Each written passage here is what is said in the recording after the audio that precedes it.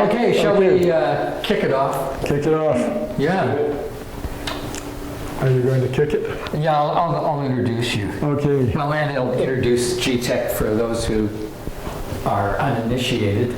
My name's Arden Henley, if you haven't met me before. I'm the chair of the board of this organization called the Green Technology Education Center.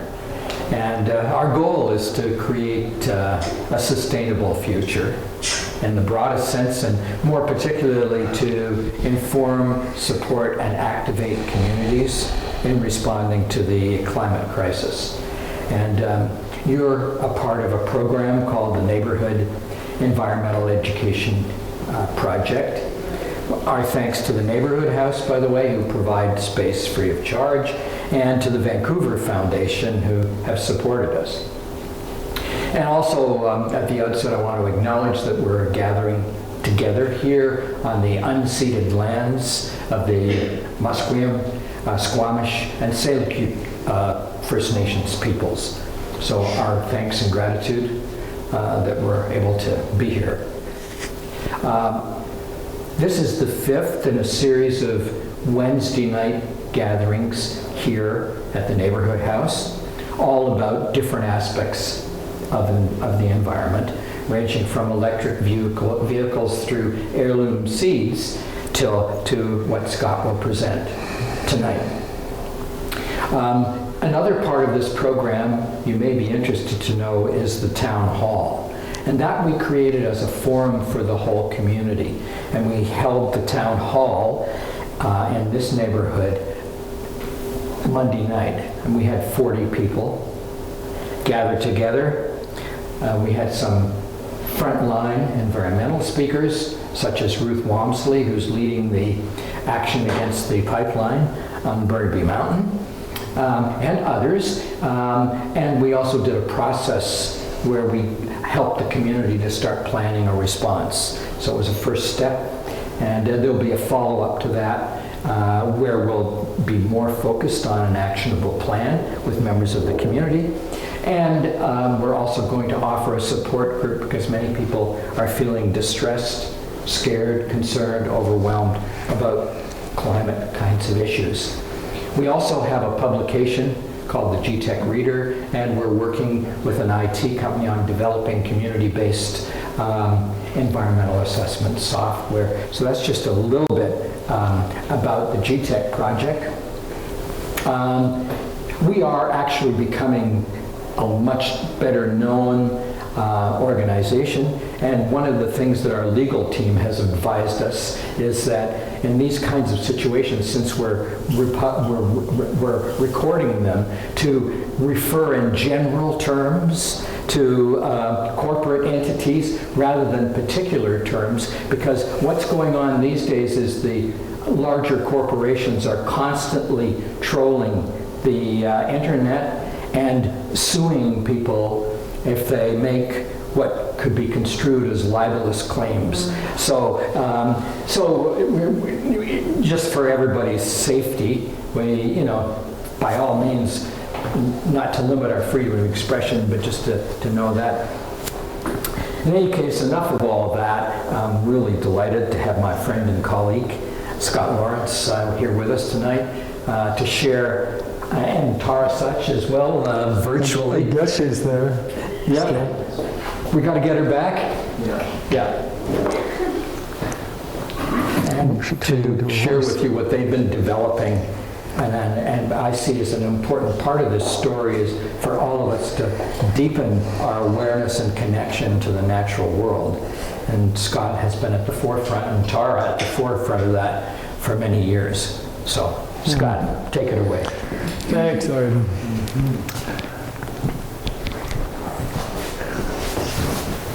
It's like being in my living room or something. All these friends. Thank you all for coming. And given the nature of this audience, I think we can probably have a pretty interesting conversation or two. Thank you for land acknowledgement. I currently reside as a settler in the land of the Lekwungen, now known as Songhees and the Squamish. And it's, again, I was raised in the territory here of the Musqueam and Tsleil-Waututh and Squamish. And one of the deals too with the land acknowledgement, again, I want to acknowledge as is being brought forward the importance of this not being lip service, but that we act in whatever we can to really acknowledge and be part of that. And that's kind of where I'll segue in from that. I believe most of us here are what some would call settler folk. Maybe some with some indigenous history, and I would honor their history and background and ancestors. But for me, a part of the crisis that we're facing is that we haven't, as a settler society, either in Canada or in the US, really settled yet. I think we're the great unsettled ones. So the practices that Tara and I are engaged with, and we really are there as facilitators more than certainly than as teachers or guides or gurus. We're present to hold people, and we have certain functions in that. But overall, it's about creating a space where we settler humans, can actually start settling. It's a piece of the settling into being here in an honorable way. So that's kind of a frame for me.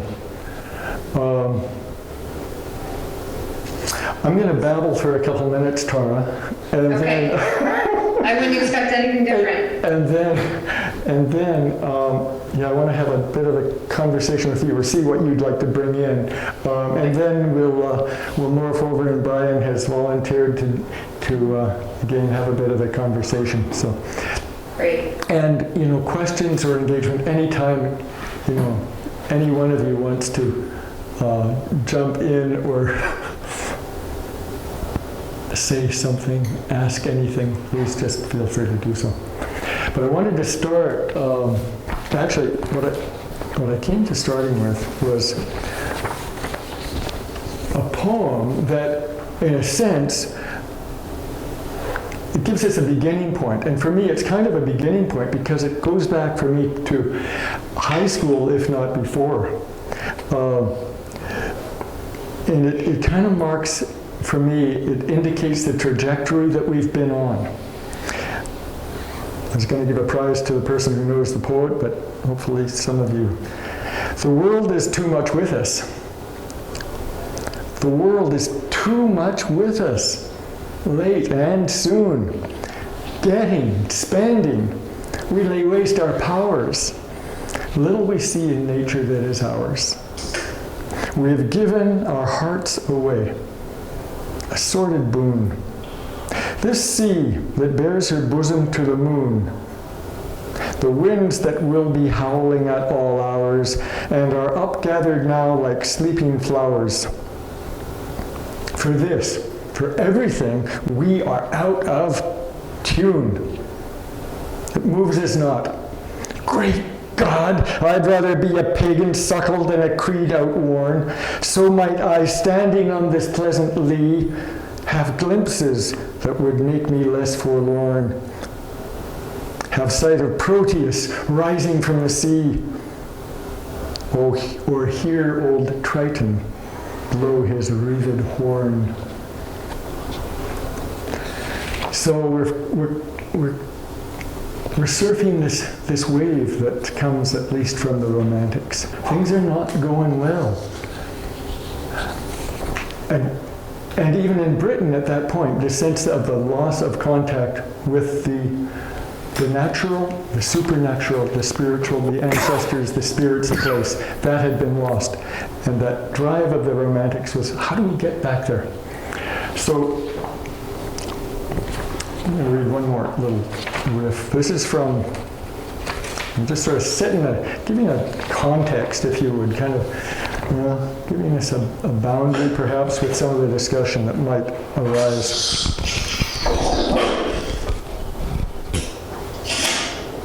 Make sure I can see this. This is Martine Prechtel. So in a sense, what I wanted to get at tonight was a conversation about amnesia and remembering, and the role that this particular ceremony, which is one little subset or part of what might be called ecotherapy, one little subset that we are calling wilderness vigil, one part that fits into this narrative, this tale of becoming amnesiacs somewhere along the line, and now the possibility of remembering. So this is Prektil. He lived for many, many years, a number of decades among the highland Mayan, the Tuhitl Mayan, which is a relatively small language group within the Mayan complex. For if, as my old Tuhitl friends used to go on about, our human bodies are actually the earth itself, then somewhere inside those earth bodies, our homelands still await our return. Inner homelands within whose soil our indigenous souls lie ready like seeds.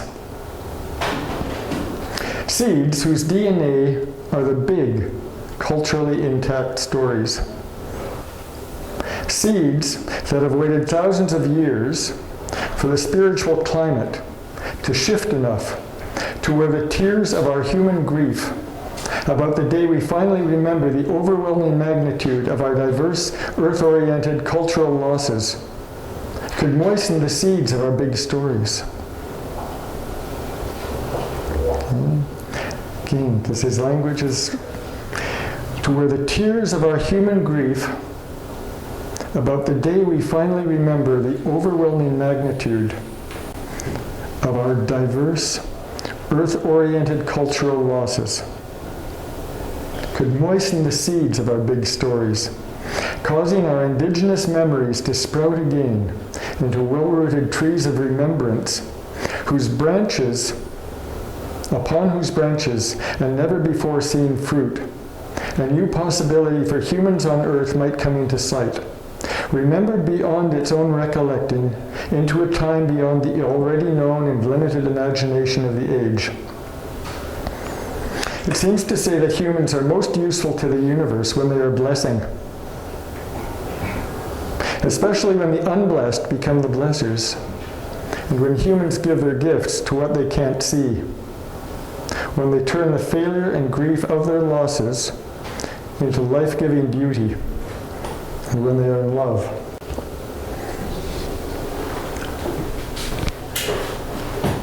Some of you may have seen the quotation I sent out from Martin Shaw.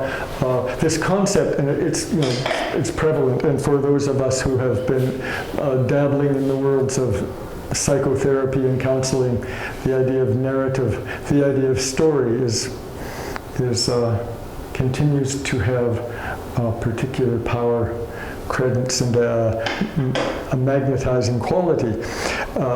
So this idea that we are in the midst of the shift from one story to another, entering perhaps, in narrative terms, a preferred story, is really significant. For me, and Clara, I'm going to ask you to jump in here in a moment, but for me, a lot of this has been about returning to myself, finding myself in the wilderness. So she checked out? She's in the wilderness. I'm here. Oh, you I are see you the... all.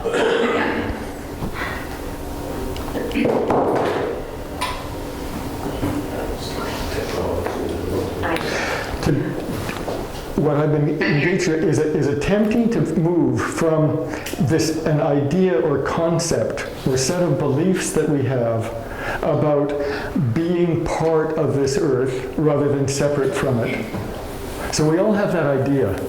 And we have these kind of understandings that maybe historically indigenous or animist people might have had a different type of experience of being embodied in the world as being an integral part of it. So we have these ideas.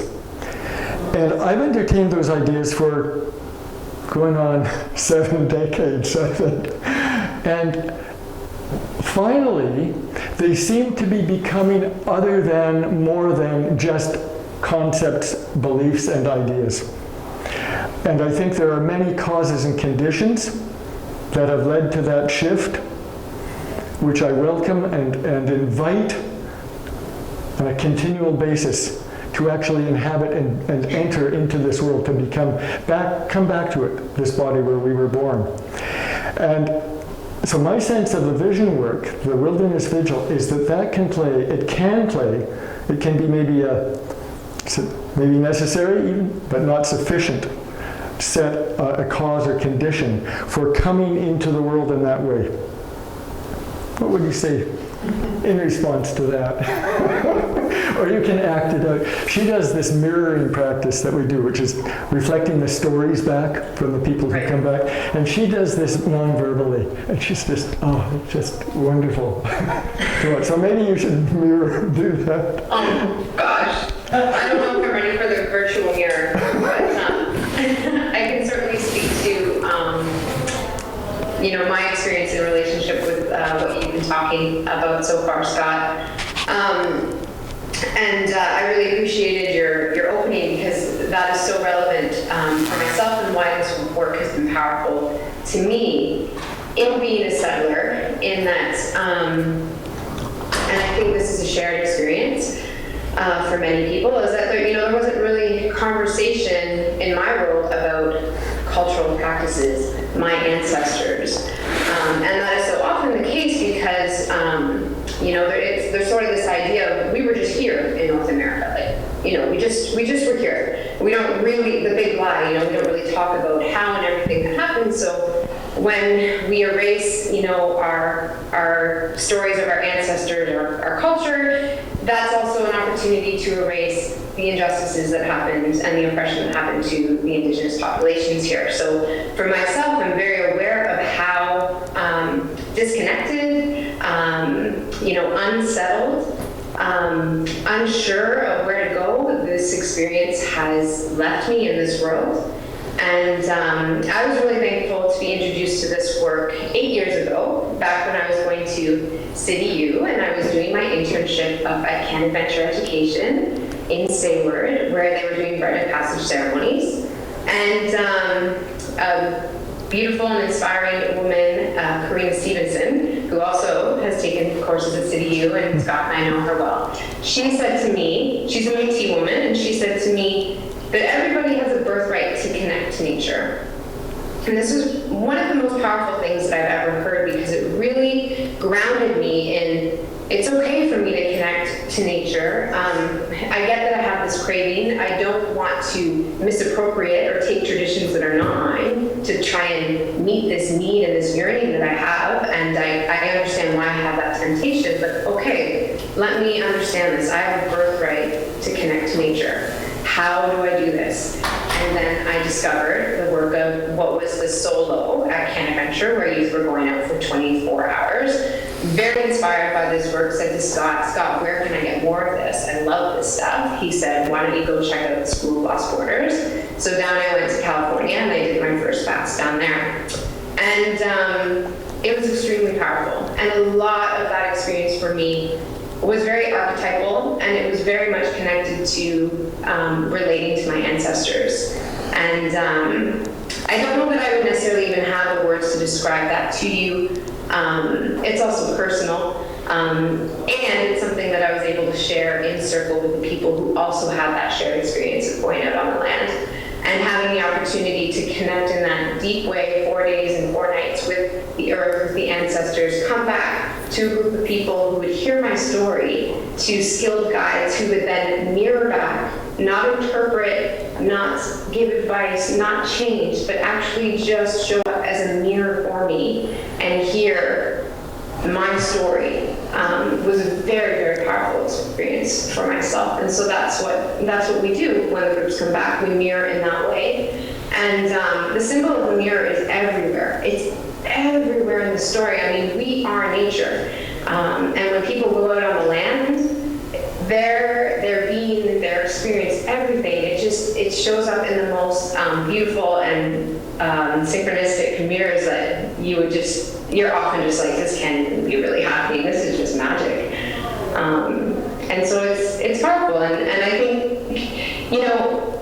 because we are a mirror of nature, I believe very much this is why we're seeing like anxiety, chaos, all of the things that we're experiencing in this world right now. Of course we're going to be feeling fragmented when you consider what it is that we're doing to our earth. So I very much believe that I think the world would be a really different place if everybody had an opportunity to go on a fast, to connect to the land in a deep way, to hear the land speak to them. The more that we know and are connected to our Mother Earth, the more we're going to work to protect her.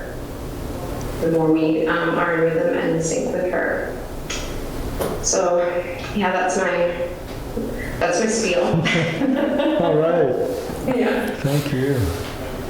Yeah, so, yeah, definitely, curious if anyone has any questions or what it's like for you to, hear Scott and I talk about our experience and the way that we understand this work. Yeah, we can babble on forever. Right. Scott and Tara, for the uninitiated, I wonder if you could describe what the experience, the offer actually looks like. Yes, we could. It's quite straightforward. And it has, of course, its own backstory, its origins, its origin tale. But essentially, the Vision Fast, or as Tara and I are moving, the Wilderness Vigil, which for a variety of reasons is feeling better to us, consists of 2 or 3 days of preparation on the land. People get together, and again, depending on the context, sometimes you have to create your own camp out in the wilderness. We've been fortunate to be able to use Niguling up at the Buddhist Retreat Center on Mount Tuam. So we actually have a kitchen that we can use and some facilities. So first 3 days, basically the people who are going to go out and spend time on the land, the fasters or whatever you want to call them, they generally set up camp themselves, and the guides, facilitators generally hang out and do a lot of teaching and preparation. Key part of the preparation is generally the honing of the intent to go out. Why am I doing this crazy damn thing anyway? What is it? What am I doing? Why am I here? And what is it that I want to mark in my life? What kind of transition do I want to mark in my life? And so we really work on honing that. It's why it's an interesting process, because it's group. There's a lot of group involvement, but then it's also very solitary, and it's a kind of in and out relationship. After the 3 days of preparation like that, covering also safety concerns, issues like that, fears, then on the morning of the 4th day at dawn, the fasters go out on the land. They will have discovered a spot where they want to spend the next 4 days and nights hanging out, and they will have already taken a gallon of water to each of those sites. So they go out,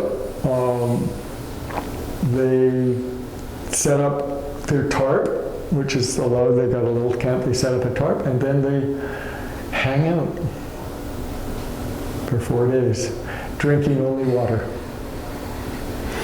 Unlike some indigenous traditions in Canada, there's no taboo concerning movement. There's no a circle, for example, that you have to stay in. So there is movement allowed. People can move around on the landscape.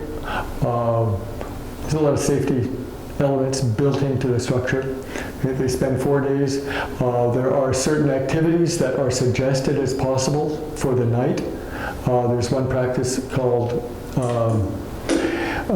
Death Lodge, and in the Death Lodge practice is an invitation. It is going to set boundaries and then invite those into one circle with whom one has unfinished business issues of forgiveness, lack of forgiveness, withholding of forgiveness, just thanks, appreciation, and gratitude. So that's undertaken often imaginally on the third night, sometimes on the fourth night. Again, drawing in the ancestors or just seeing whoever comes in terms of your life. It's one ceremony that can be done. Overall, the practice consists of self-generated ceremony. So the idea of self-generated ceremony, again, rather than a drawing on any particular ethnic or spiritual background, it is to determine what actually needs to arise, what needs to happen for this person. How might we symbolize the ending, the severance of an inappropriate relationship? How might we symbolize and enact ceremonially the rebonding and reconnecting with a new relationship or rebuilding a previous relationship? What kind of ceremony might I do on the land while fasting that would engender that? So that's the idea of self-generated ceremony. At the end of the fourth night, and sometimes people choose to do an all-night vigil, challenging to stay up all night, not having eaten for 4 days. Hard for me. Some people stay up and sing Broadway songs to keep themselves awake. Some people shake a rattle. Some people walk, try to stand on their head, whatever. The dawn of that day, people return to the village of the group.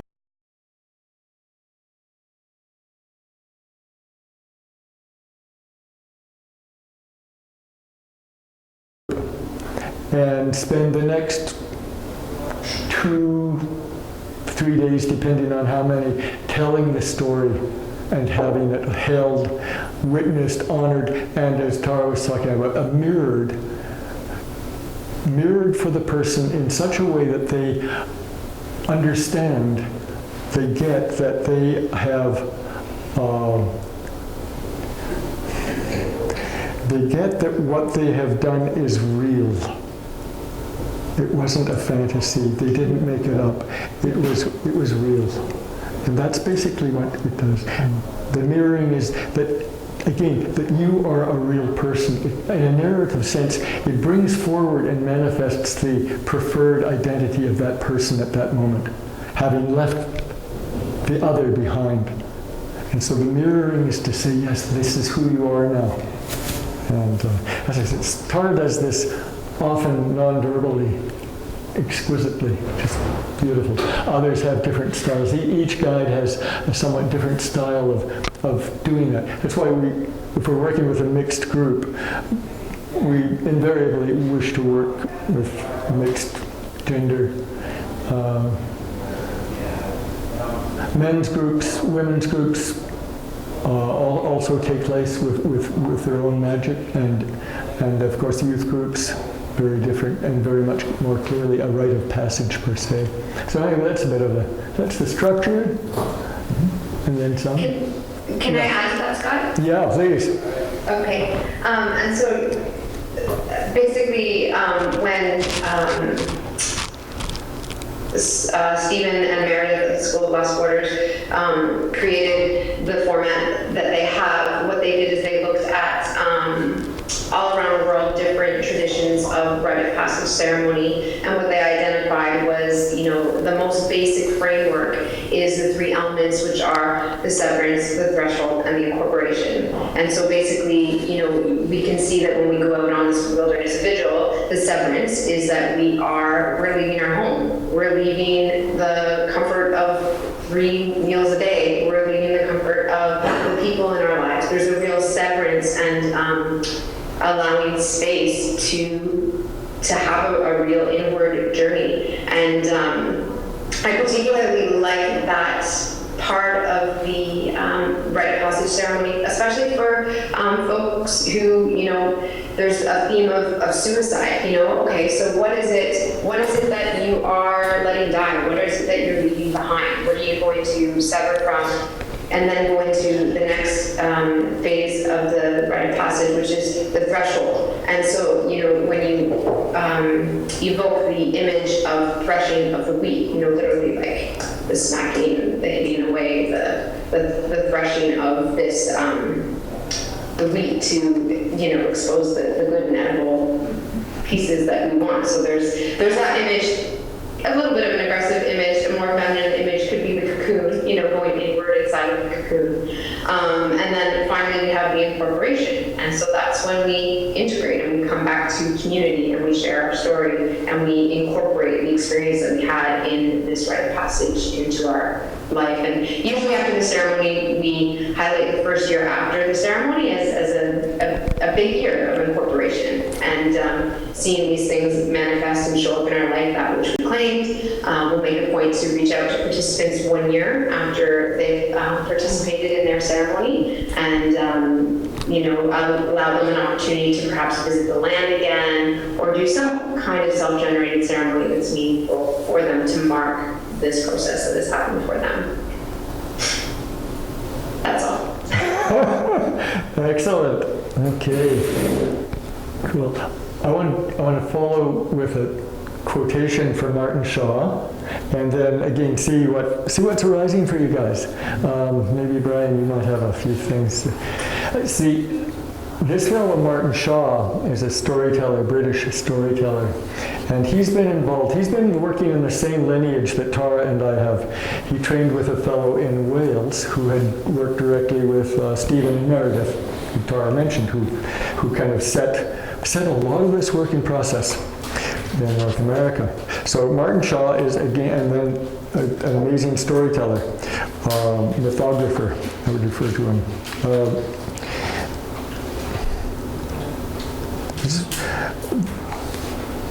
There's a couple of things that I think are really, really critical. I'll put them out into the public sphere, as small as our public sphere might be.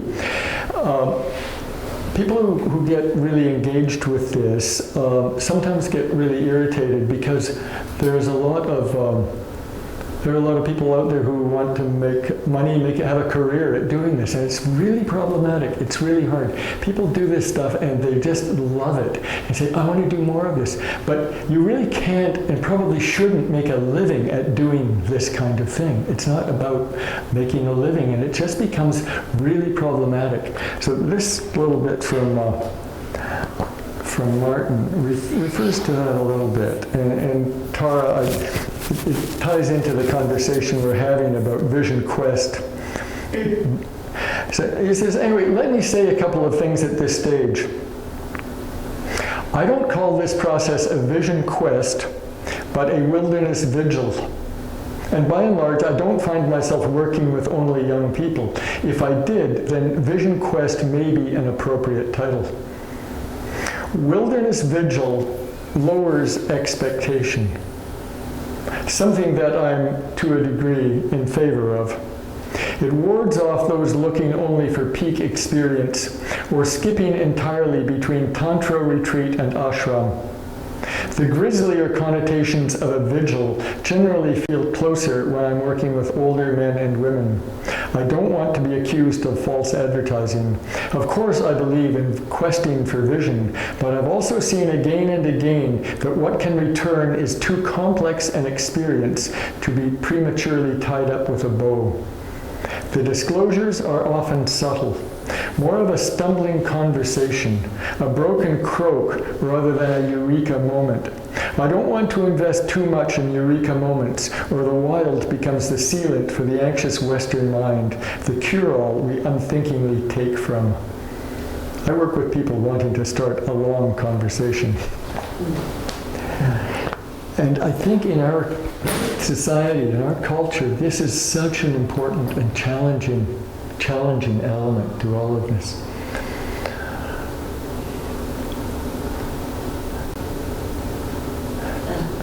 Can I ask a question about that? Yeah. Then, so you started that quote with the preface of not making a living. So making that distinction because of to separate, to kind of honor the engagement that this is a long unfolding, so that kind of not having transfer of money will limit the expectations of a quick vision is that why?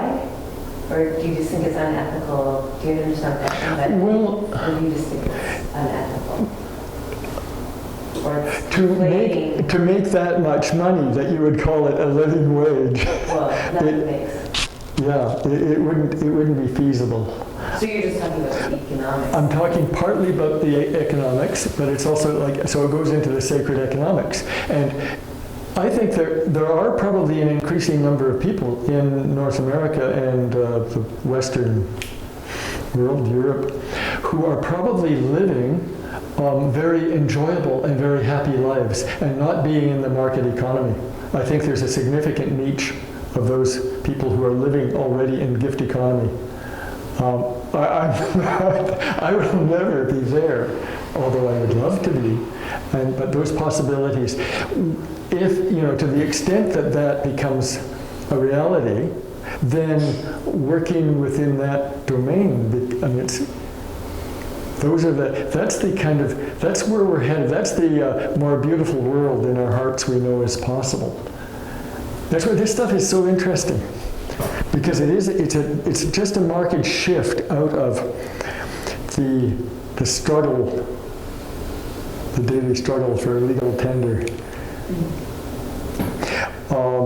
And it's partly, you see, what happens so interestingly, sometimes I've been on fasts with people who go out, and again, it becomes, when they come back, it's part of their credential. Okay?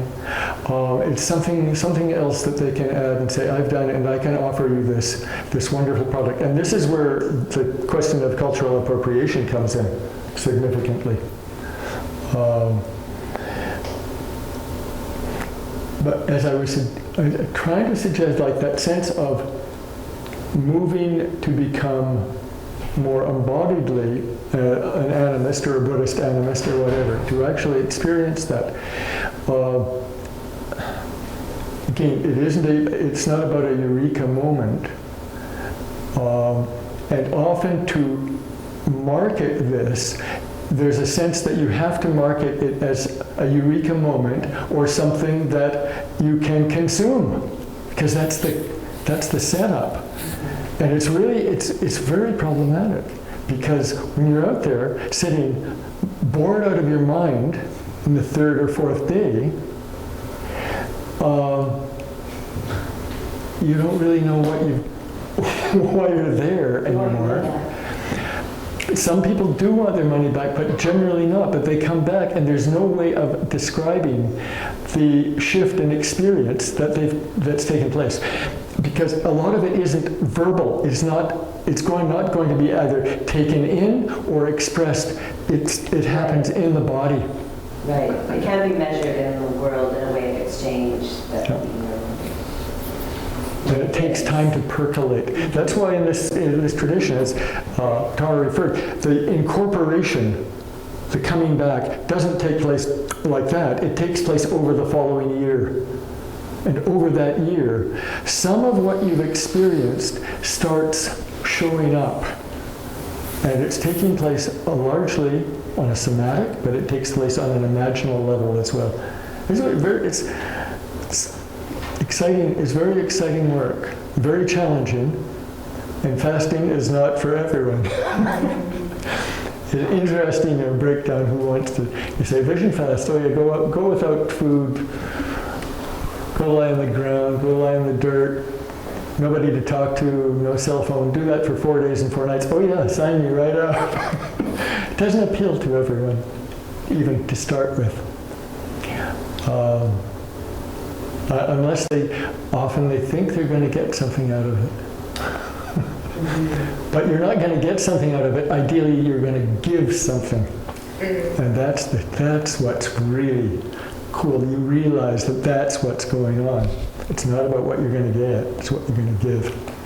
Yeah, I think that's a really important part to touch on, and a part that really drew me to the work is the setup is that you claim your attention, you go out on the land, you discover your gifts, and you come back ready to share your gifts with community. And I think that's the piece that's really beautiful and really crucial, especially coming back to the theme of this group and what it is that we're doing. Is this isn't about isolating totally inward and having an ultimately entire individual experience, although you are on your own with nature while you're fasting. It's really about connecting with what are the gifts that I bring back to my community? How can I serve my community? And that is a really intentional theme, and it really is the premise of why the book is done, and Stephen Meredith has made that very clear in all of their writing.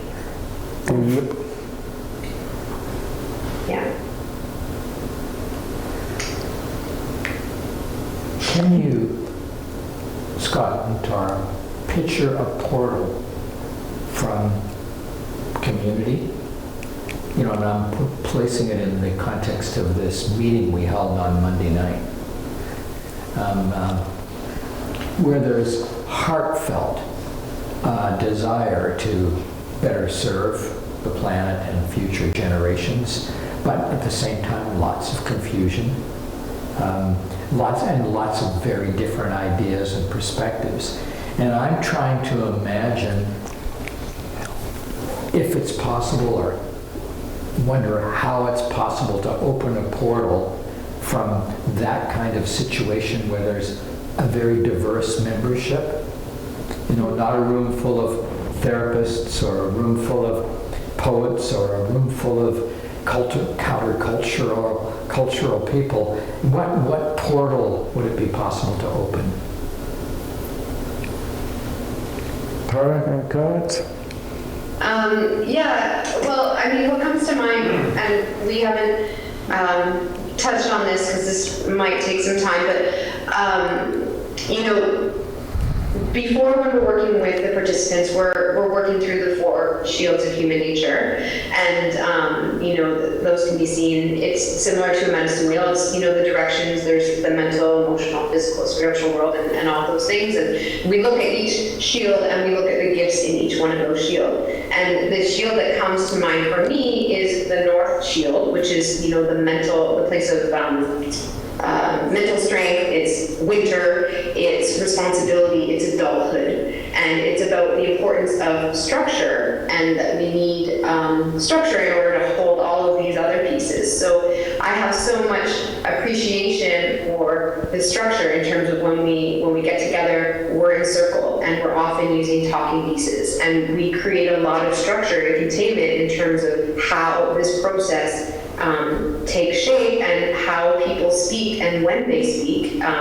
You know, we'll open it up for an open sharing when it's time to hear someone's story. No one else is talking. The guides are the one who mirror the story. So it's, I think that the appreciation of the importance of having structure in order to hold all of the, you know, unpredictable variables of the spiritual, emotional, and physical realms.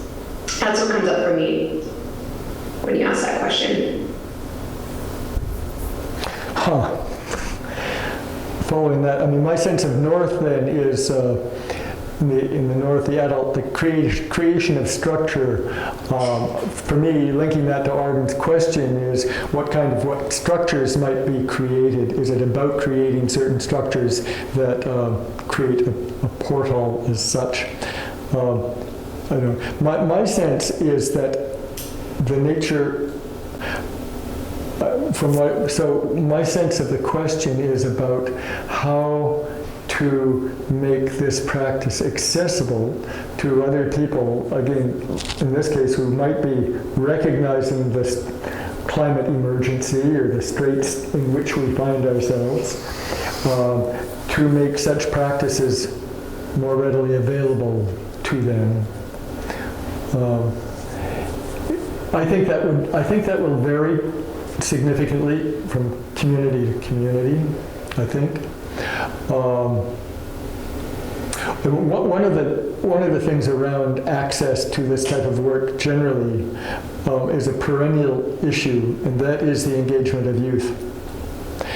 And Stephen and Meredith founded this work. It was in the context of the recognition that youth, in their case in California, were not being well served. It was a time of, intense gang warfare in LA and such.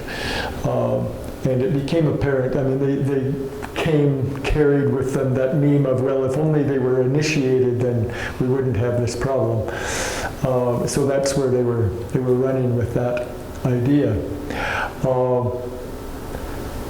our work, and Brian and I actually have done some really wonderful work with youth, not Vision Fast, but work in the mountains and working with hiking and meditation in the mountains.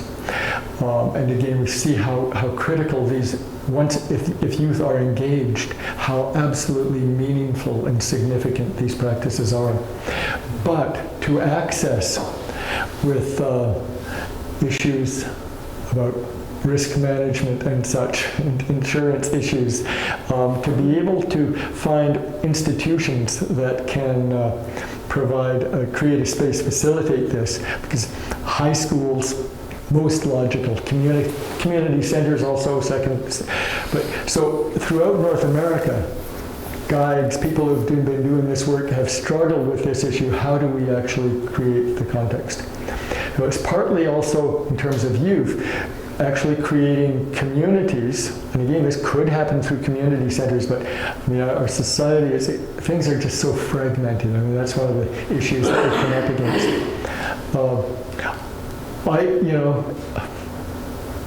I don't know. Portal. It's about, to some extent, when I meet the old guides, we turned along to this organization called the Wilderness Guides Council. And some of them have been around probably, when did that, 40 or so years ago, hey? And there's a few of them who have been there for 40 years and doing this work for 40 years. And being with them is really special. They're really simple. They're really ordinary people. It's kind of like that. They get to that Buddhist Zen ordinariness. There's the love of and connection that they have with the planet is, I mean, that's it's testimonial in and of itself.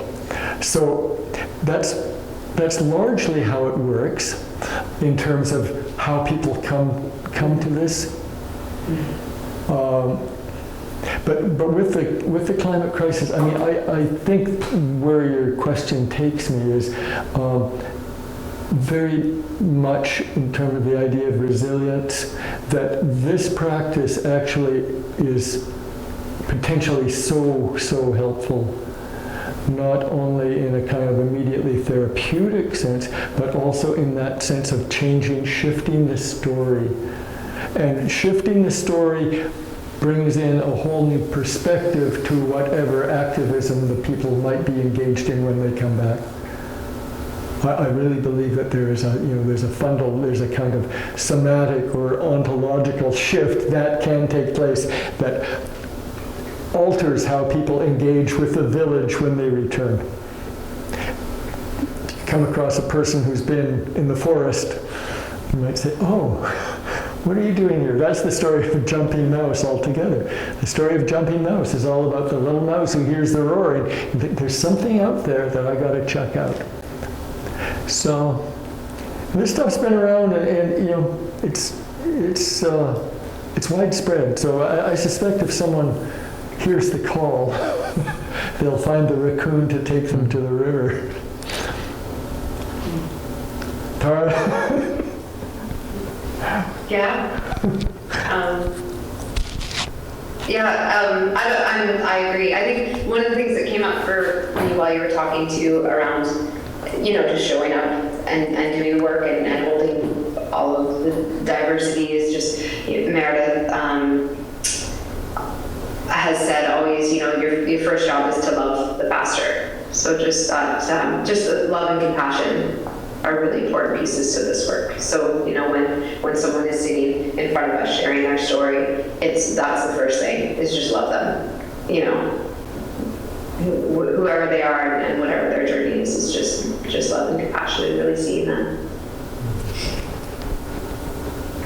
Yeah. Mm-hmm. Brian. That quote you shared in the invitation was, "Hey Tara, it's Brian." Hi. Hey.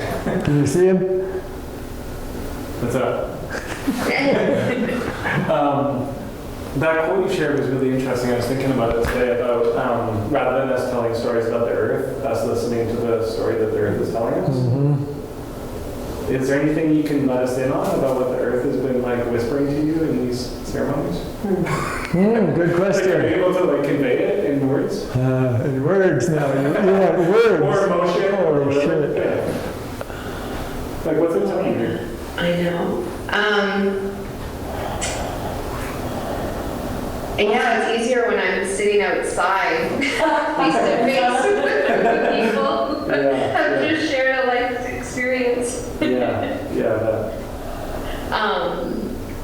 I think that that's a really beautiful point and important question, and that's definitely a piece I got from that quote when you shared it, Scott, too. And immediately upon reading that, I remembered, how after this experience, I know that when I walk on the beach here on the coast, it's different. I mean, at the risk of sounding crazy and vulnerable, but the ocean speaks to me. I have a relationship with the ocean. I go to the ocean and I ask questions. I look for answers. I look for comfort.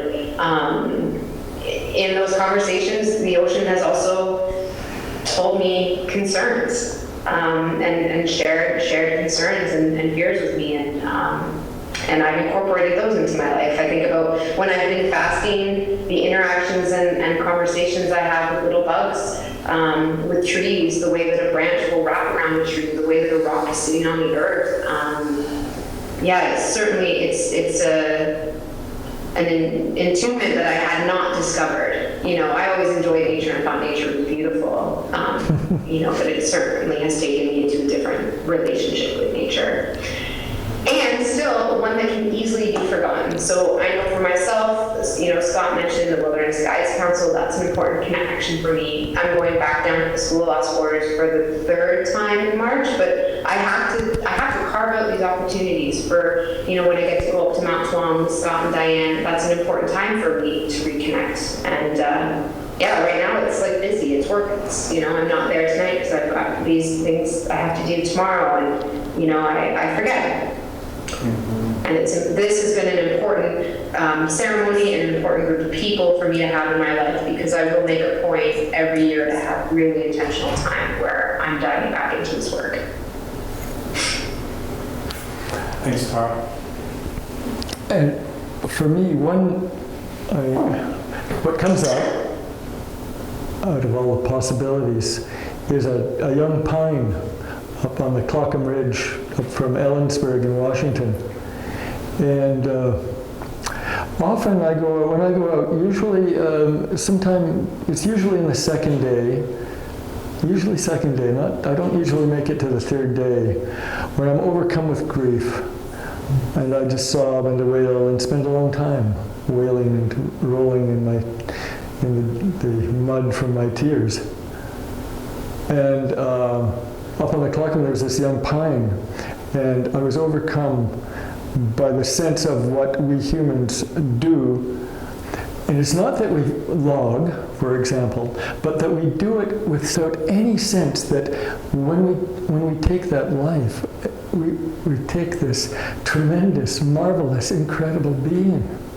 And we don't ask it, we don't thank it. Just like it's just board feet of lumber. And so I was talking to the pine about this, and the pine got it. The pine, I won't say forgave me, but there was I said, okay, we can be here together. And that's kind of talking that goes on. It's one, yeah.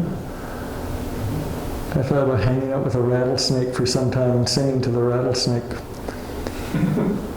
Working with that edge of okay, this is rattlesnake. It's supposed to be very frightening, very scary. Well, rattlesnake was just there, and we had about 5 minutes. I was about as far from just chanting and singing to Snake, and Snake just said, "Yeah, you can be here in my territory. Just don't chase me."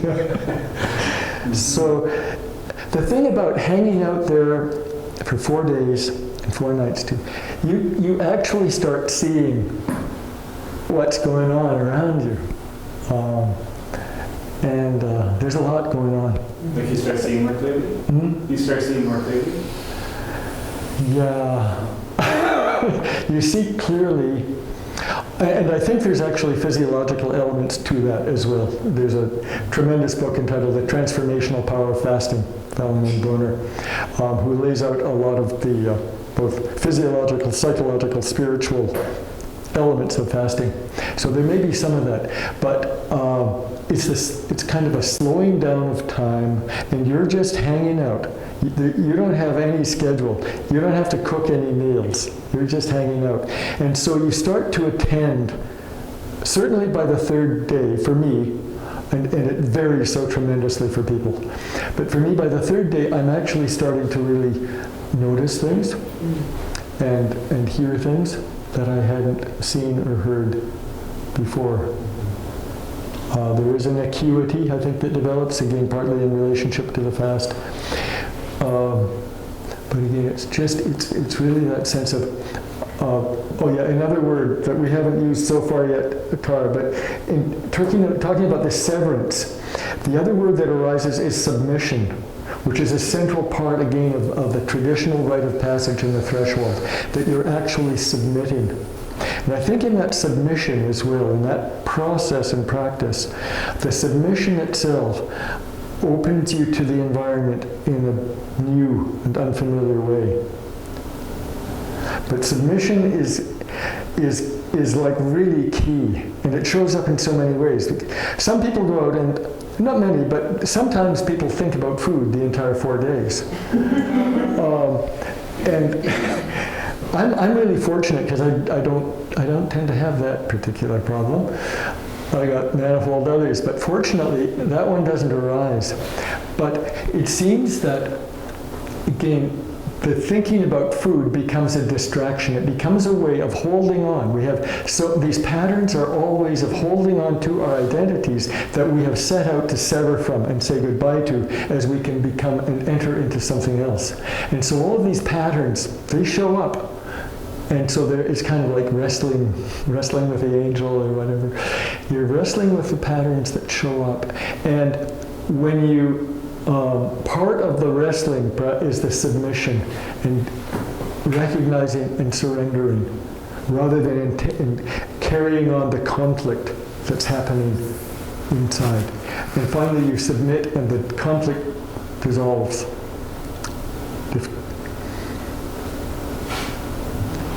These are all things that might happen.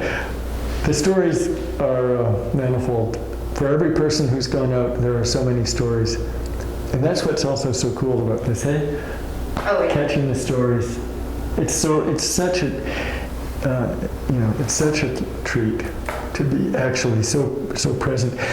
So it's similar to counseling. You get a kind of similar thing running in the counselor-client relationship, that there's a whole other dimension that comes in, and that's where we can go into the topic of ecotherapy generally. But you get a third there that is, it's quite remarkable. It's ancient stuff, so it's, again, remembering. We're in the process of remembering something here that is highly significant that we've forgotten.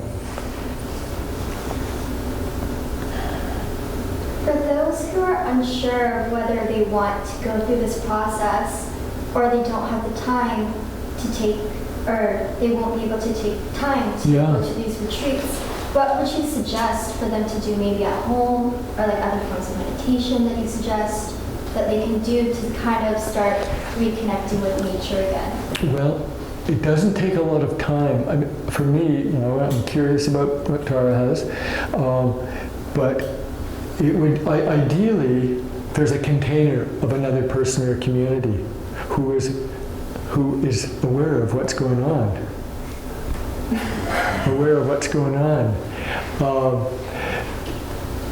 who you can, if someone was interested in doing this, a walk along the seawall for an hour with the right intention would be sufficient to come back and tell a story of what arose. A 3-hour walk in the woods, phenomenal. But it's the intention, it's the setting of the intention, and then the return of actually having that witnessed and held in a way non-therapy. It's not therapy,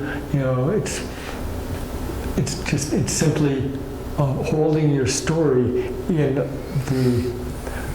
the way that most clearly indicates your connection with yourself and with the world. Let's put it like that.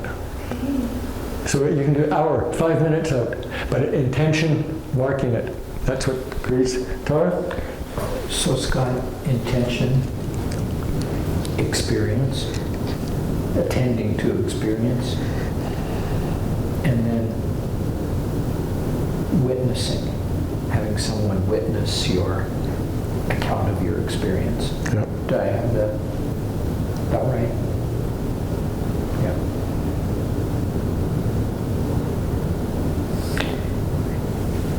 You know, for me, just listening to you both is sort of like affecting a certain shift. And when you were talking about submission, it reminded me of a story.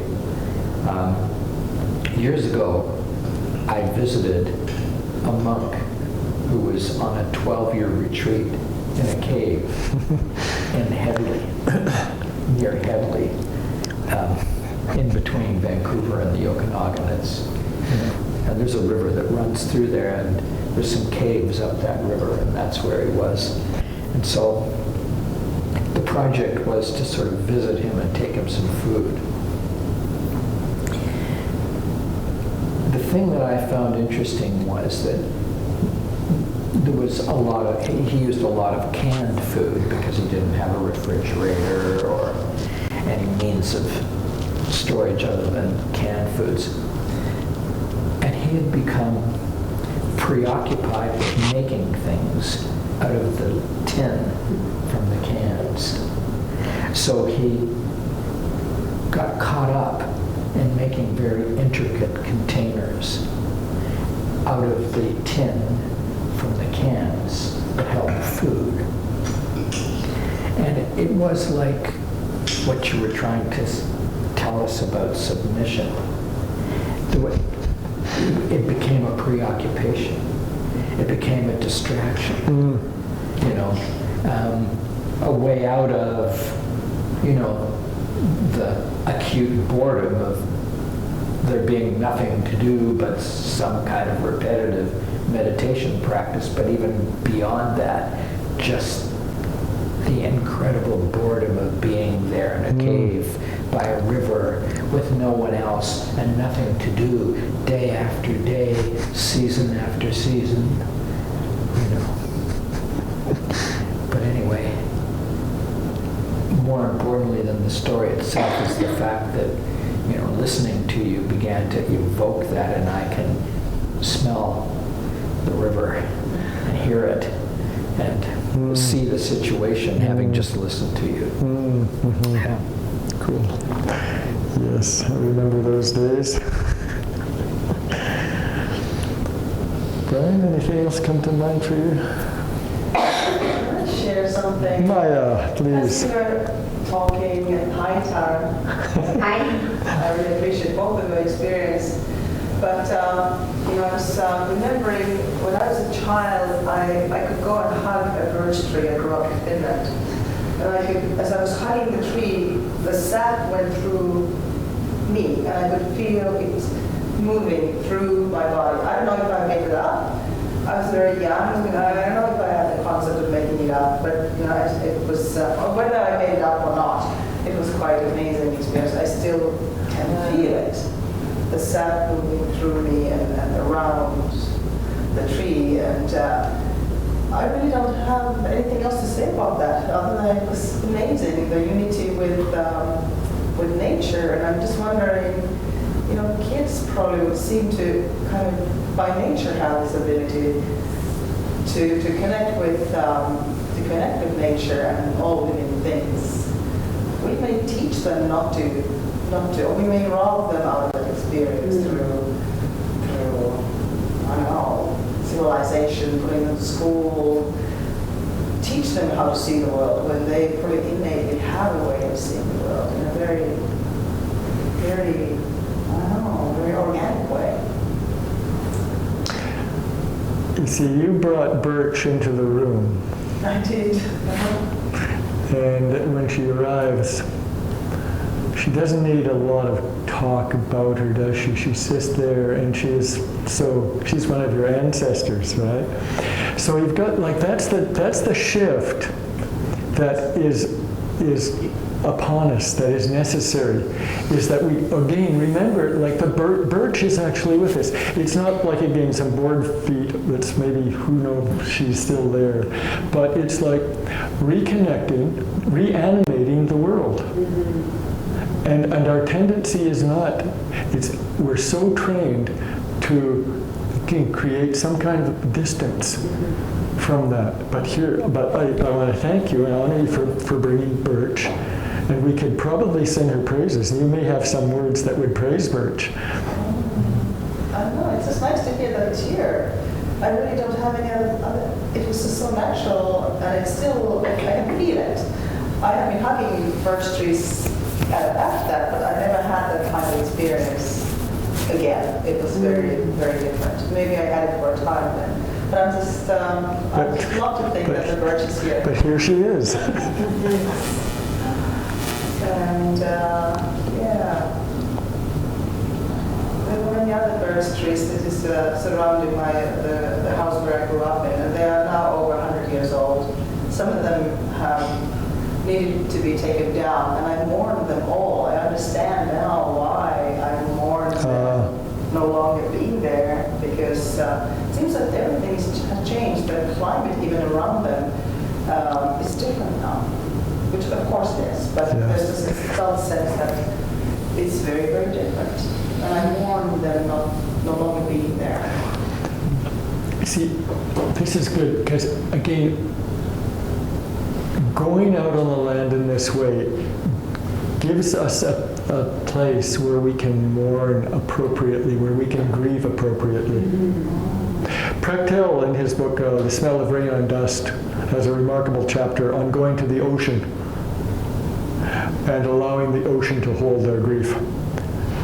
He says you can do it with a whale or a puddle or anything, ideally the ocean. But Vision Fast Wilderness Vigil, one of the things that I think is really useful for it, you mentioned the open house and people struggling with this, that creates, going to the Wilderness Vigil creates a container for that depth of feeling and enables us to transmute it. It becomes like an alchemical retort, let's say. Let's imagine. As I said, I go through a fairly consistent process of going out there and going in and feeling numb, feeling the kind of everyday numbness, and then into the second, somewhere in the middle of the second day, here it is. And just, and once I'm able to really let go, let that grief run through me, then I start hearing, there's some birds around here that I hadn't heard. Then that's when I start to wake up to what's there. And I think the transmutation of grief is, I think it's a different element than indigenous people dealt with in the same way. Ancestors, I think this is a part of the contemporary rites of passage wilderness vigil that is very significant, actually. What do you think of that, Miss Such? Well, I mean, first I just wanted to share, I really appreciate the sharing of that image of you hugging the birch, and I have this image of a woman intertwined with the staff and holding and carrying those, those nutrients and those positive, like the sap extracts from trees. It's got minerals and nutrients. And I've been hugging that birch and letting it soak into your body. It's just a cool image that I appreciate. I didn't catch all of it because you're a little bit away, but I'm so glad that you brought that into the room. And Scott, I have to admit, I only got parts of what you just said because it was a little muffled. So, what is it you want me to comment on specifically with what you just said? The place of grief in this work. Grief, okay, yeah. Oh gosh. The natural world can hold it. It holds it all. I mean, there's no big lies in nature. You know, you see death constantly. The cycle is very evident and it's very in front of you, and you understand it. And you know, when we look at the fall shield, we see the compost and the decay, and we see how that serves, and it can foster and build new life. So it's there, and there's no hiding from it. You can see it everywhere. You can take your grief out onto the land, and the land knows grief, and it can hold it, and you can weep, and you can weep, and you can weep in a deep way. And I've wept and cried in ways that I've never cried before. Just gut-wrenching grief. And what's very cool for me anyway is that realization that I'm not alone. You know, I can wipe my tears away, and I can see a bird fly across the sky. I can see that the sun will set and that it will rise again the next day. And I begin to look for symbols and be open to understanding this cycle that is universal, and it's experienced by every being. We all live and die. The cycles are everywhere, all around us. So certainly, I think that this work in what I have experienced so far is tremendous in supporting with grief and normalizing grief.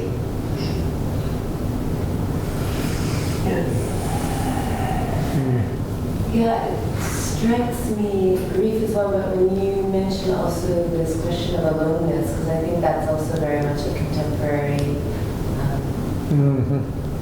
illness. Isolation. Yeah. And I'm not in myself in the room, but I have done one of these. And that was a profound realization. It levels your sense of self, like the human-centered world. I mean, it resituates your experience with a rock and a tree, that you're not alone at all, that you are with the world in a very different, very real way. And that's how the world speaks to you, very profound.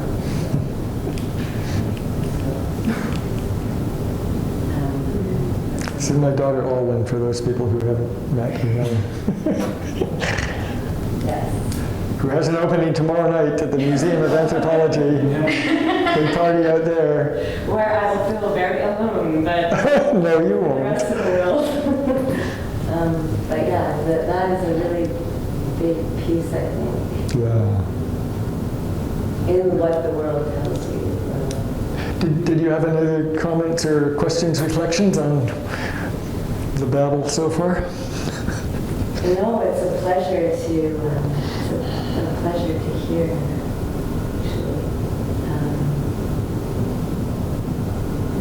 who? Now I'm curious. Am I the only? Brian, you've never done this. Oh, yeah. Arden? Not this particular practice, no.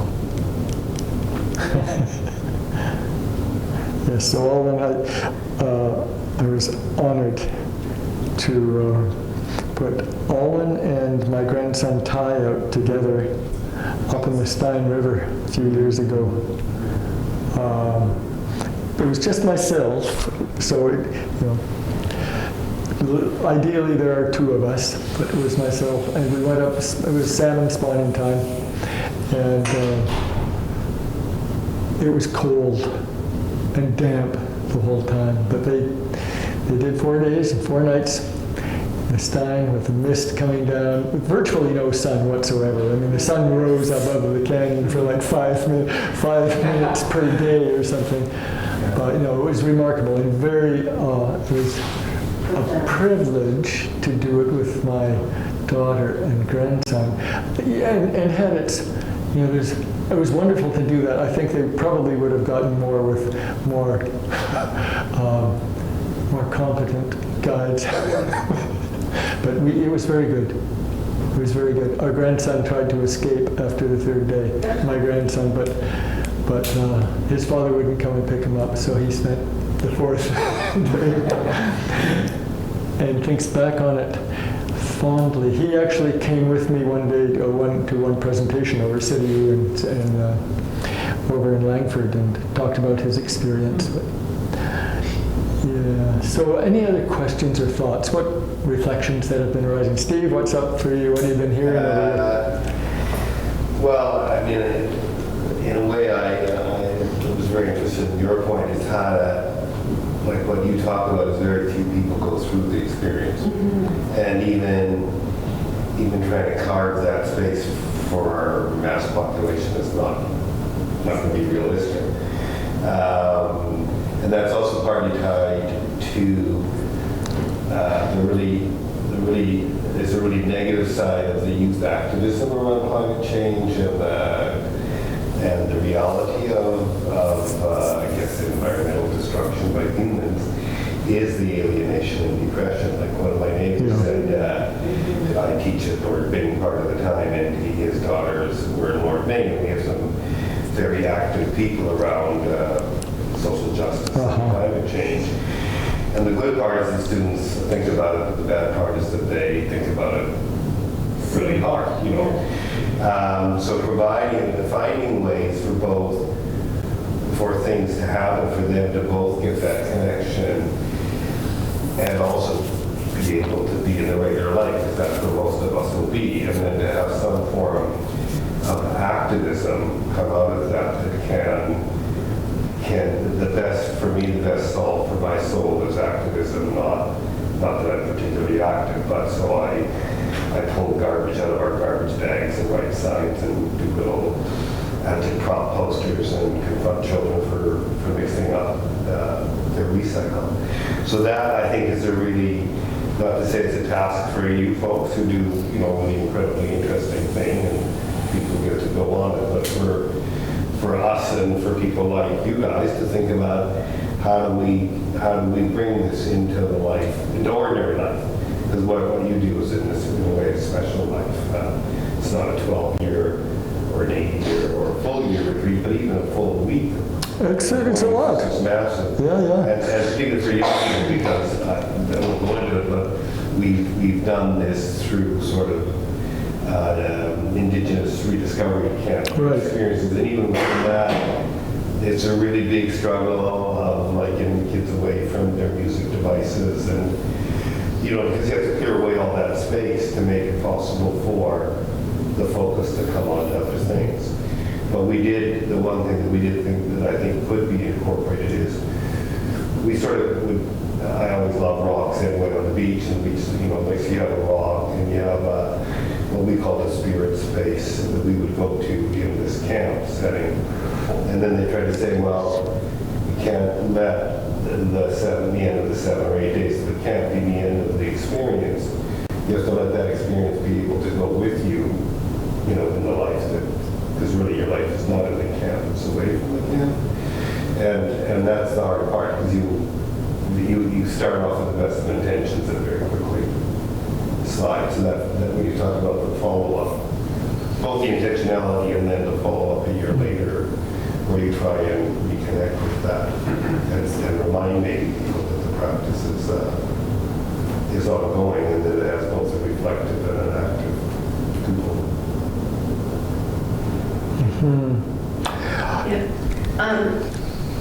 It's hard for me to hear just because there's a bit of an echo, but I think what I got is, you know, how do we do the integration piece? Is that the gist, would you say?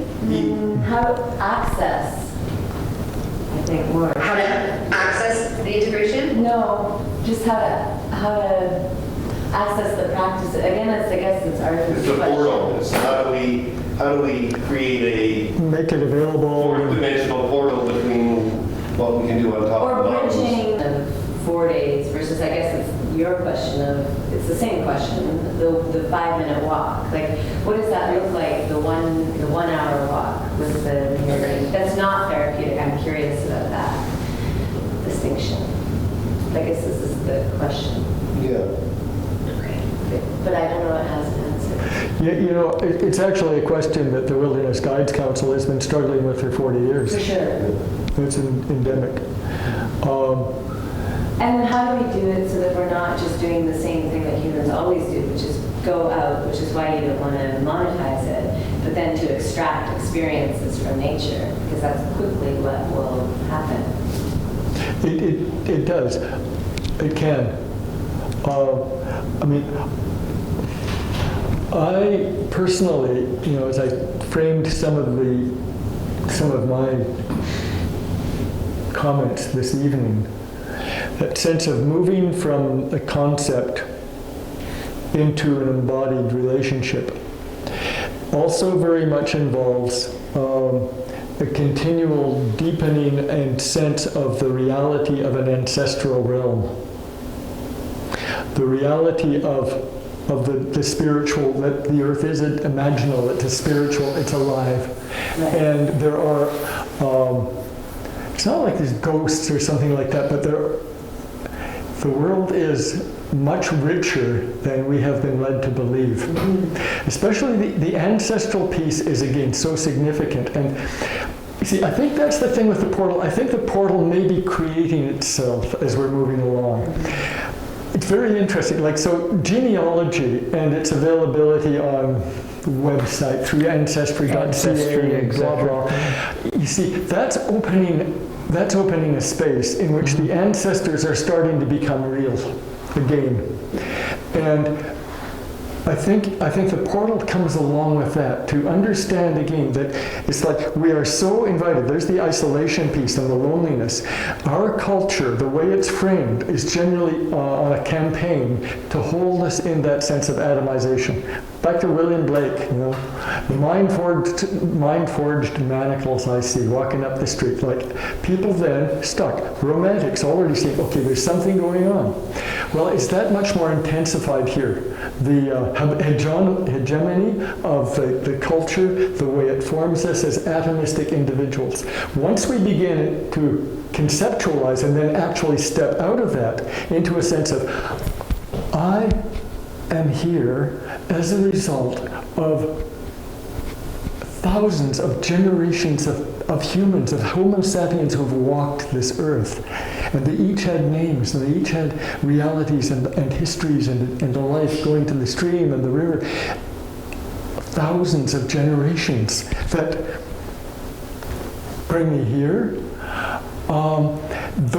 That's the kind of remembering that becomes possible and also is necessary for us to make this kind of shift. And I think it's happening.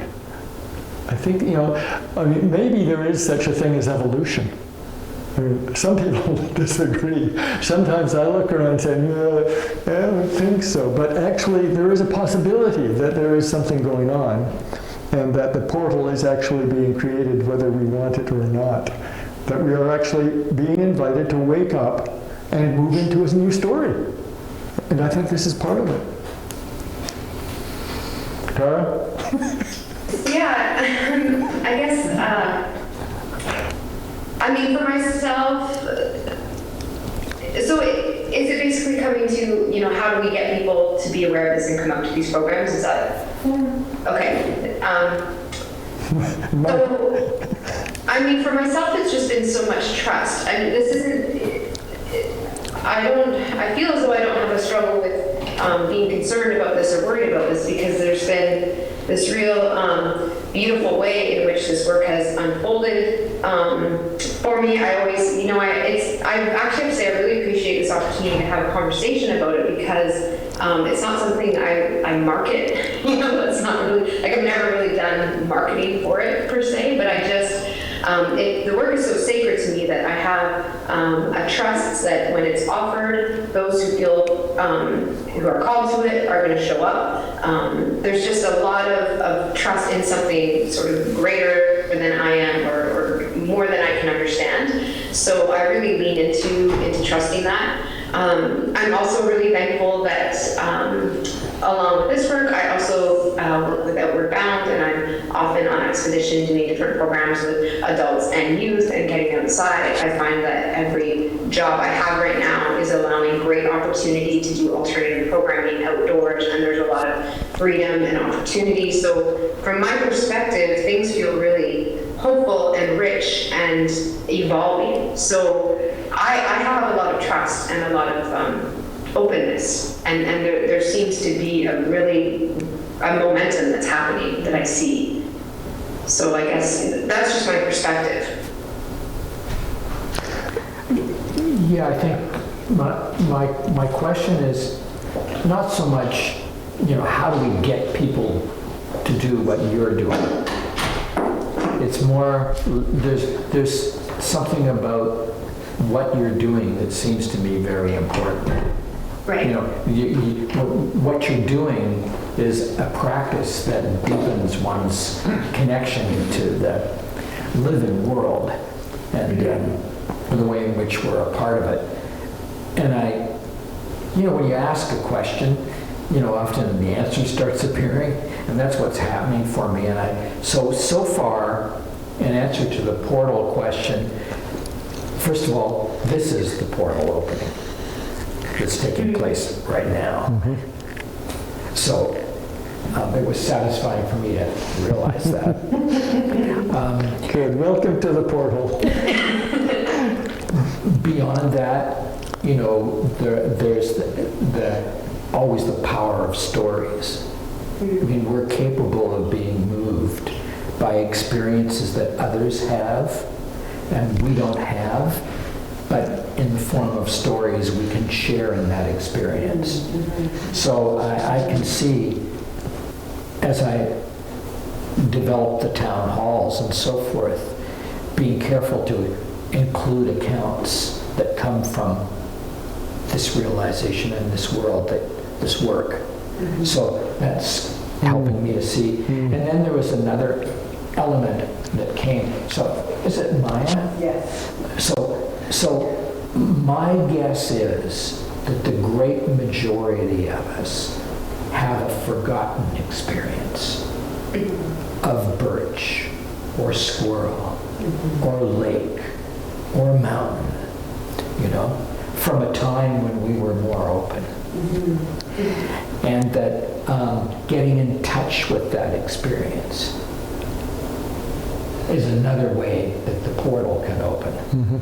And so, and that's, there are practices that I have some touch with that I could also include that would invite people simply to reconnect with an experience of a spot, a place, or a creature or tree where they had this connection. Yeah. I can see doing that.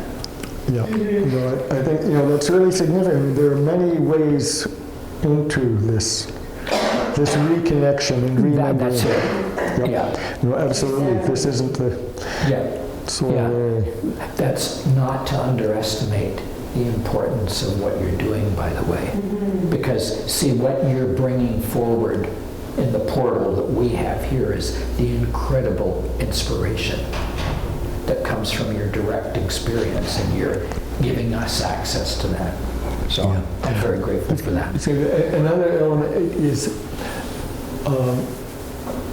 one of our good friends, another guide, Larry Hobbs. He's been working with vets in America, and they've started doing a bit of research, and it's very strong, very, very strong.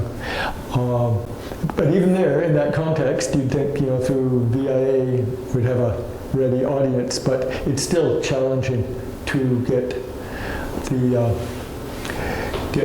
vets out, in part because a lot of them are also subject to post-traumatic stress disorder and other traumatic syndromes. And so for them, it's really challenging to even get through a day, let alone imagine going out on the land for 10 days. But when they go, and of course you can imagine maybe some of the some of the issues that may arise for them in the wilderness. And again, a lot of the American vets may have seen service in the Middle East, and so there's a replication with a lot of the work in Southern California, Death Valley, with those landscapes. So there are real challenges, but again, there's incredible potential there, and the research thus far is very positive. So there's those kind of, there's that other element to how it's going, how it comes into the world. Some of us who live in cities have a story that nature's out there, like outside of the city. Yeah. And I know sometimes when I'm riding my bike, the imaginal world comes forward and I just see these like rainforests bursting forth in front of me and ferns and where the rivers were. It's amazing. It's kind of, yeah. But I guess I'm just wondering, like, when you come back from an experience like that and come back to living in a city, do you have any kind of greater sense that everything's alive? Like the buildings and the urban landscape? It's a long conversation. Yeah. Yeah. It goes because we are so conditioned, but yes, it goes on. But one of the things that we do at the end of the process is spend a significant amount of time on that question of how do you hold this? Because it's so alive now, but you leave it and you're away a weekend. It'll be another dream, it'll be an experience. So a significant part of the work at the end there is to figure out, okay, for each person, how are they going to hold this? Ideally for the next year.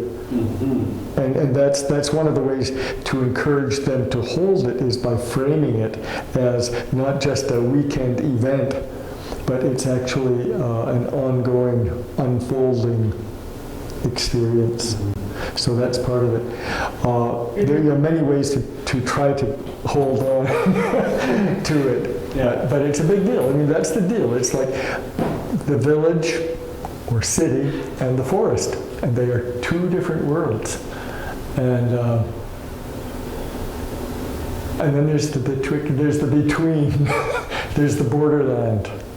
There's those who are hanging out either willingly or unwillingly in that boundary between the wild and the tame. So this work, again, that's why I love it. Art, my history with poetics and Snyder and company, and like that's part of the work for me. It's like poetics. It's like, okay, so what is our relationship with the wild? What's the relationship between the wild and the tame? What parts of me are wild? What are domesticated, and which could use a little undomestication? Those are all elements that can arise in this context, and not in lots of others. But it's fun. And the folks that we hang out with in the Guides Council, I can't recommend, they're really so interesting, these folks. And generally, being a guide, generally you go out once a year, ideally. So you spend a lot of time. So some of these folks have been out fasting once, maybe twice a year for decades. And it starts to show up. Wonderful. Wonderful community of folk.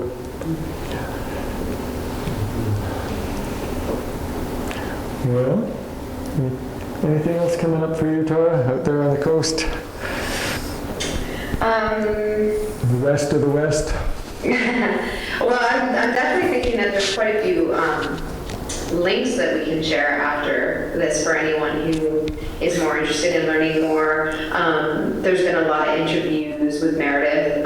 There's even videos of her daughter going out on a fast that her and Stephen held for her. And so there's so much, the Wilderness Guides Council, the Veterans Rights Program in Washington. So there's a lot of other folks doing very cool things in different places in the world. So we should definitely share some of that. Yeah. Definitely can do that. We can certainly make sure that that's available. Yeah. Coolio. So so you end up 9 generally with these little gatherings. So whenever let's just do a kind of a round and see what people are sitting with at this point of the evening. not even necessarily around, but as they say, popcorn. You know, now that I sit here, I'm not sure that I approach that birch at all. I think the birch actually, well, I had to walk to the birch, but now I'm kind of thinking, I was welcomed by it, and I wasn't hugging it. I think I was being hugged. And it's quite actually very interesting that that experience is coming because it's 50 years ago, maybe more, but it's so alive just because of being alive, I guess, by you all. It's quite amazing. Amazing. Thank you.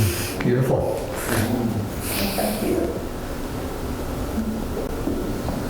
And then being able to share the story, I can see that that really magnifies it, but well, I don't know, that's kind of a wrong word, maybe deepens it more, but just the opportunity to... The story.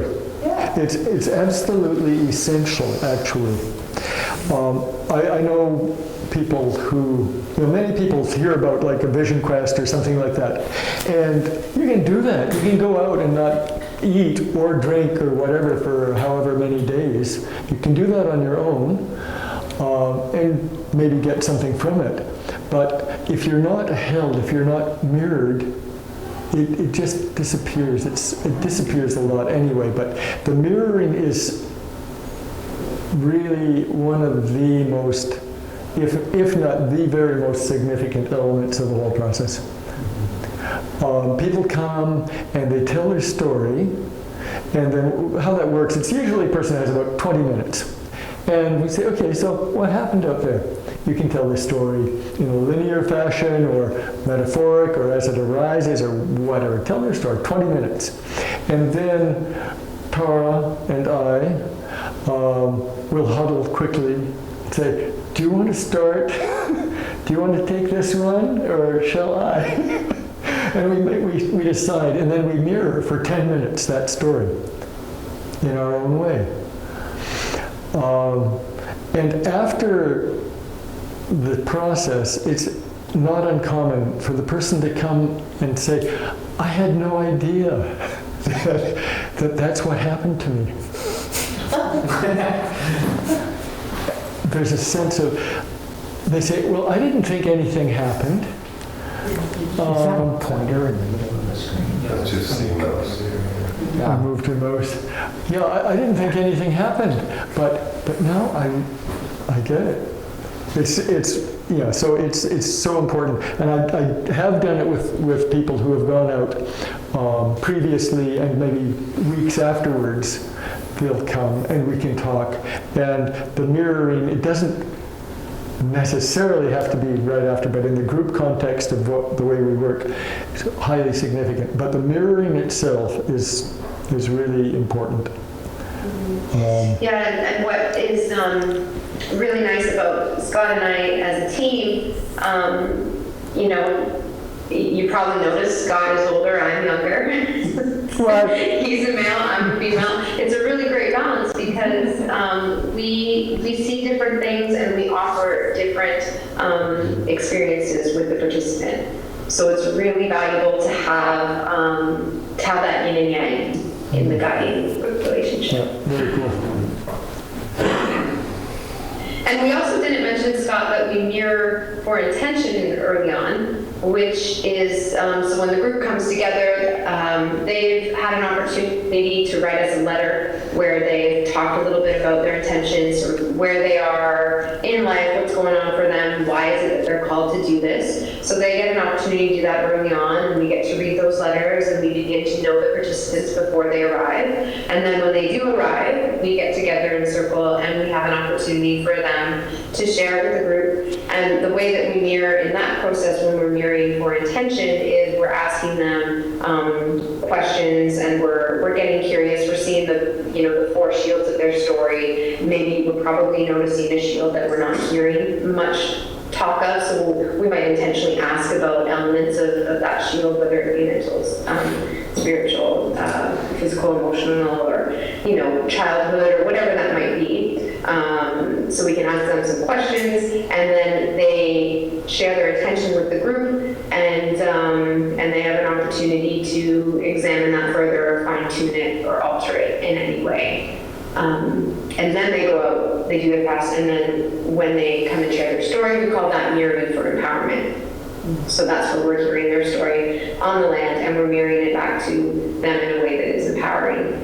And I know for myself, when I did my first fast, the mirroring for intention process was incredibly powerful for me, and I can mention 2 things that came up for me that were particularly moving and like just brought me right into it immediately and weeping. So one was when I was, sharing a story of my experience growing up, and our friend Larry, actually, who was the guide on this fast, had obviously tuned into, that there were some hardships there, and had asked, have you ever been suicidal? And no one had ever asked me that question before. I didn't even know that was an important question for someone to ask me, or I didn't even necessarily recognize that no one ever asked me when I was younger and things were really hard. And just for him to just ask brought me to tears out of nowhere, and didn't see that one coming at all. Then I was sharing a story about my grandparents. The other guy, Ruth, asked me about my grandmother, and I remember my immediate reaction was I was angry, because I was like, didn't you listen? I already told you about my grandmother. But what I didn't realize is that she was asking me about my maternal grandmother, and my maternal grandmother had died when my mother was 2 years old. So in my mind, I didn't have a grandmother. I had one grandmother, I had 2 grandfathers. That was my story. She was asking me about my maternal grandmother, and in that moment also dropped me right into weeping, because, how is it that I hadn't even incorporated this person into my world in any way? So a lot of that fast for me was about connecting to her. That's when I say it was really about my ancestors, and that was something I had never had anyone even ask about, talk about, never experienced in any counseling or anything. And for me to have her just ask that question and suggest, that she's been there with me this whole time, and then for me to have an opportunity to go out on the land and meet her was profound for me, and has shaped my life from that moment forward. So so those are a couple personal shares around how that experience for me, the mirroring for intention, was powerful before I even, and this is before I even went on the land. So I'm already just, speechless with the things that had come up even before I went home. Yeah, that speaks for me to the element, like, again, maybe portal or whatever, but it's about the authenticity of this practice, in as much as some people might think, well, this is another way to get high, or develop, or even just heal myself. But it's really it's often on the transcendent kind of piece, like I'm going to connect with the Great Mother. Well, yeah, but they don't necessarily want to connect with their family, their actual mother, biological mother, for example. The practice of mirroring for intention brings a person always back to their lived reality, including the body, including the emotions, including relationships. It's not about escaping from a relationship, and often that's a kind of fantasy that people can take out into this work and say, oh, I'm cool, I'm going to be out on my own, I'm going to do a vision fast, I'm going to have a vision, the Lord's going to appear, or whatever it is. And so there's that looking to the peak, looking for the ascendancy. But this work takes us right back down into relationship. If that isn't happening, the impact on the transformative power of the practice doesn't show up as readily. Tara referred to the 4 shields, and again, it's essentially the way I think about it is the 4 shields are about having a relationship with one's body. Its glories and all its mess. Having a relationship with one's emotions, whole emotional world, a full rich range of emotional access and expression. A relationship with others, being able to be in presence with other people, and a relationship with spirit. So the initial work that Tara was referring to there, that power, mirroring for intention, enables us to bring forward each of those dimensions. And so if there's one that's been a little bit shadow or out of awareness, ideally that comes forward, and that all gets taken out onto the land. So you've got there's a real integrity to what goes out. People will come and they'll try to get away. They'll come and they'll bring forward lots of dreams. Thinking, okay, it's my dreams, my dreams, my dreams. And they've lost track with actually being embodied. So this is a practice of rebalancing, in a sense, rebalancing these dimensions of who we are as humans. Yeah. We can and do go on, don't we, Tara? We do. We do. When given the opportunity.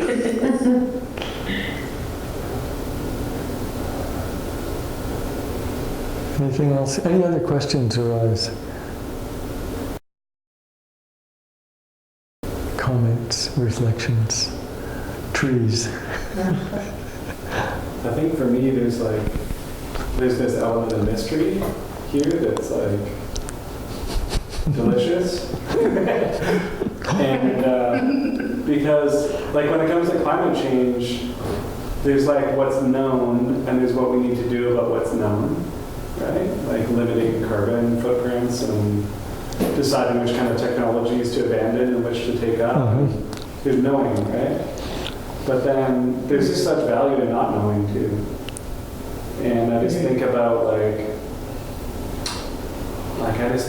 when different things over human history have emerged, they were usually really, like, some of the most significant things were totally unexpected, you know, like the printing press or the internet or Arab Spring, you know, like, if the powers that be had known about these things, they probably would have suppressed them or not allowed them to happen in the first place, but they just kind of like emerged. And so, hope is a dangerous word, but it just like, there's just something about this practice that kind of seems to connect me with mystery and openness to things emerging, and just the beauty of not knowing what that's going to be.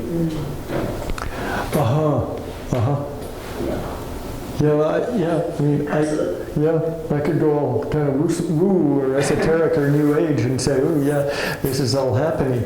I think it might be.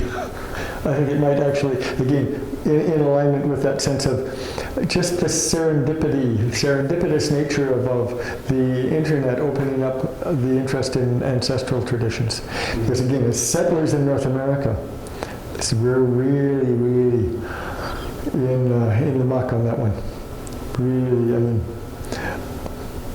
and they still, my contact with colleagues and others in Britain, I mean, even the Brits experience some of the disconnection from their land and their tradition, but they're a little bit, 1 degree closer than us. But this piece of like, this is just, in my humble opinion, this is like, my sense of, until we can actually reconnect with our sense of ancestry, we aren't going to settle here. And that involves a lot of grief work. Again, it ties into the beauty of this work to do that. But I think we're in just a terrific position in Canada vis-a-vis redress. We're positioned very nicely. Now there's a hell of a lot of work to do, but we're positioned beautifully right now. And for me, again, this is a big part of it. Indigenous people here generally, as they work through, and as maybe part of working through the trauma of genocide, is they're maintaining or reconnecting with their ancestral tradition. We have to come as settlers with a sense of who we are as people. And that, I mean, that's so important. And I think that's where the hope is, that this seems to be something that is happening. And that goes along with it. There's something being a return to animism after it's been, for 7,000 years, 8,000 years, 10,000 years, femicided out of existence, virtually. And yet there's these remnants that we are now saying, okay, let's remember. So there's a space that is available to us, maybe, in mystery. I mean, who knows? You just enter it, submit to the possibilities, and then have those practices that enable us to remain open to the mystery. And that's what people are lacking in that atomization and individualization, the lack of practices that fit for those people's return. Tara, help me. Yeah, I mean, I certainly, it just occurred to me how much this work is an anchor for myself in stepping into, like, how can I be a part of truth and reconciliation? I mean, how can I look at all that has happened? How can I, really engage in this? And it is so overwhelming, and that, this work for me is an anchor. It's an anchor for myself. It's something that I can lean into, and it can hold me. And that has been very valuable for me. I wish you were here so I could give you a nice big hug, Tara. It seems so weird, like you're sitting here on the screen. I don't know. It's like when I talked about rites of passage at the Great Wolf Lodge down in Washington, in Corvallis there. Do you guys know Great Wolf Lodge? It's a chain in America. There's one of them in Canada, in Ontario somewhere, but it's a kind of lockstep. There's a chain. This place had over about 350 units in it, and it's a family destination. There's a big water park, but when the kids come, they put on these fake ears. They got like these ear hoops they put on, and they play these kind of Harry Potter games. They buy wands, and they point their wands at the wall. And they're on like a treasure hunt through the hotel. This place had been full, packed full, 380 suites for the previous month when we got there. The kids are jacked out of their mind on candy, and the whole thing is like the replication of pioneer land inside their rooms. They've got bunk beds and faux wood and such. There's like 12 of these things, and they are just the most unconnected meme that you can imagine. And here I was speaking about the validity of rites of passage in that context. It's just so bizarre. So bizarre. That's in Corvallis, that one. I have a poem. If you want to say anything for closing at your end? No, just thank you so much. It's been a really positive experience for me to be involved in this conversation. So thank you so much for inviting us and for having us. Thank you. Thank you. Thank you for being with us. Yeah, that's very good. It worked. It works. Good. Very good. Very cool. We'll have a great day tomorrow up at the house. I hear they're getting high-speed internet up there. Oh, right, yeah? I mean, I don't know that I know the differences in the speeds of internet. Well, they're getting some internet. I don't know if they've got any, but they're getting it. It's all coming in, I heard. How's it? Lucky them, eh? Anyway. Yeah. Yeah, I hope the water is smooth. Yes, me too. It will be. It's great up here right now. So I wanted to just read, I had a few things. So this one, Gary Snyder, I wanted to read this as kind of a capstone for all. To be alive on a mid-September morn, fording a stream, barefoot, pants rolled up, holding boots, pack on, sunshine, ice in the shallows, northern Rockies. Rustle and shimmer of icy creek waters. Stones turn underfoot, small and hard as toes. cold nose dripping, singing inside, creek music, heart music, smell of sun on gravel. I pledge allegiance. I pledge allegiance to the soil of Turtle Island and to the beings who thereon dwell. One ecosystem, in diversity, under the sun, with joyful interpenetration for all. Thank you, Gary. Okay, well, thank you so much for coming out and thus avoiding the Democratic presidential candidates debate. How did it go? We don't know. Did Bernie attack Elizabeth on her stance on Bolivia? I don't know. We can find out. We might find out. Okay, well, thank you so much, Arden, for putting this together. Ken, for your work over there, and all of you guys for showing up. Thank you, Sally.